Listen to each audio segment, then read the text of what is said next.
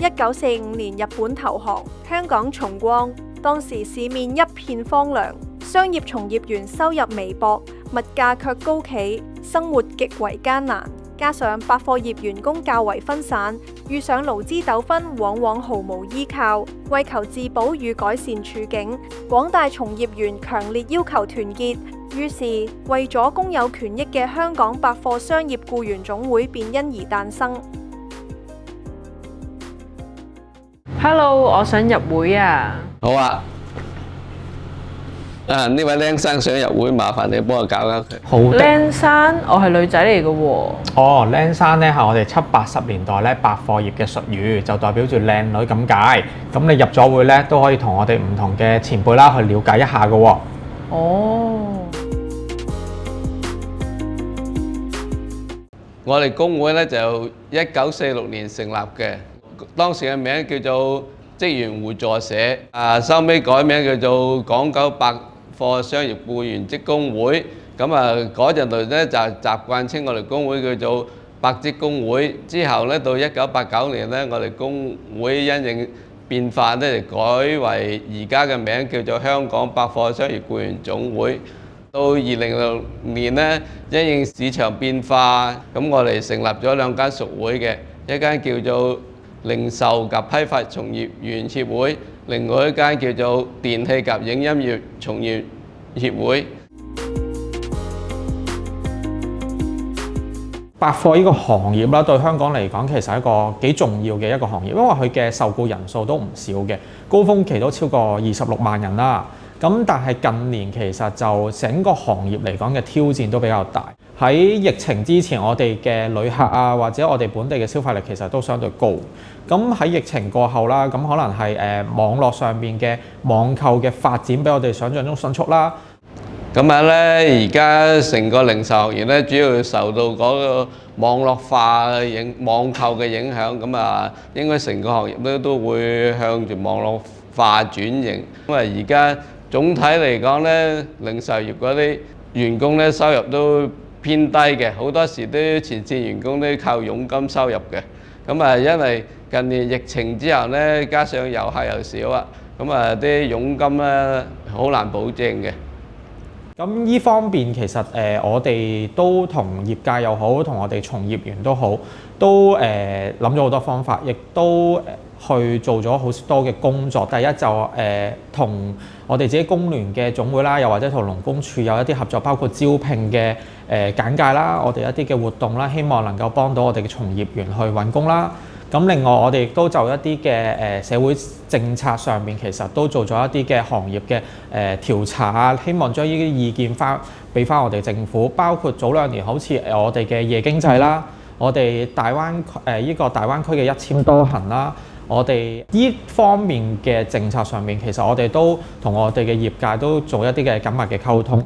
對於輸入外地勞工嗰部分咧，我哋啲工會咧都係比較強烈反對嘅。咁都做過問卷調查，都係大家都一致認為咧，政府應該減少輸入外地勞工，或者盡量安排本地從業員就業優先咯。工會成立初期，正值經濟低迷，為咗幫助會員同工友渡過難關，工會設立互助社，開辦識字班，令會員子女都可以嚟學習，盡力提供實際支援。工會繼續以會員同前線員工福祉為先，積極開辦語文班，提升從業員嘅專業技能同服務質素，同時大力推動維權工作，切實保障廣大工友嘅權益。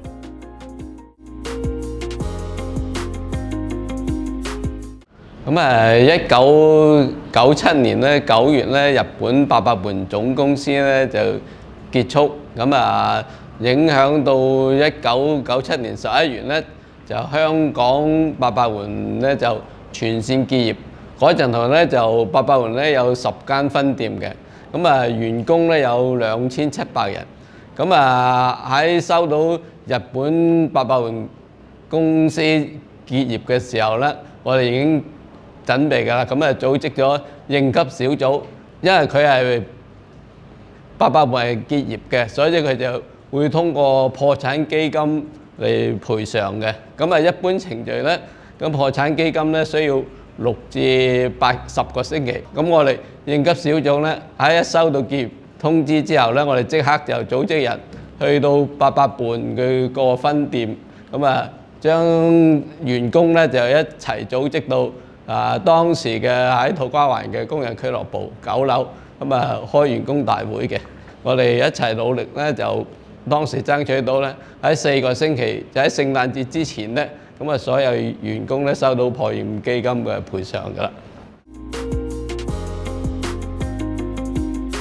當時啦，其實就德爾斯佢係突然之間結業嘅拉閘嘅，咁所以嗰陣時好多嘅員工其實都仲拖欠住佢哋嘅薪金啦，以及佢哋各方面嘅遣散費等等嘅內容。咁所以嗰陣時其實我哋工會啦，連同當時仲係喺立法會入邊陳婉嫻嫻姐咧，就即刻同勞工處啦以及警方去作出聯絡。咁所以嗰陣時其實我哋都成立咗一個嘅小組啦，包括就協助翻我哋員工嘅跟進啦，以及其他方面嘅協助等等，希望將一啲嘅款項咧能夠發還俾我哋一啲員工。每逢5·1勞動節前後，工會均會組織義工隊探訪前線員工，深受工友歡迎與讚賞。工會亦持續開展各項義務工作，致力服務社會。即係逢係有啲咩嘢困難嘅嘢咧，工會都會去幫嘅。08年嘅四川大地震，我哋好多義工嘅都出嚟幫手，出去捐錢，係出錢出嚟。大約90年代咧，咁啊香港咧好多各界咧都組織好多捐款建立希望小學嘅，咁我哋工會咧都組織咗捐款都幾十萬，然後就攞去乳園院做一個山區小學。咁我哋組織啲義工上去做義教啊，嗰陣都有一批青年上去嘅，嗰陣都反應都相當之唔錯嘅。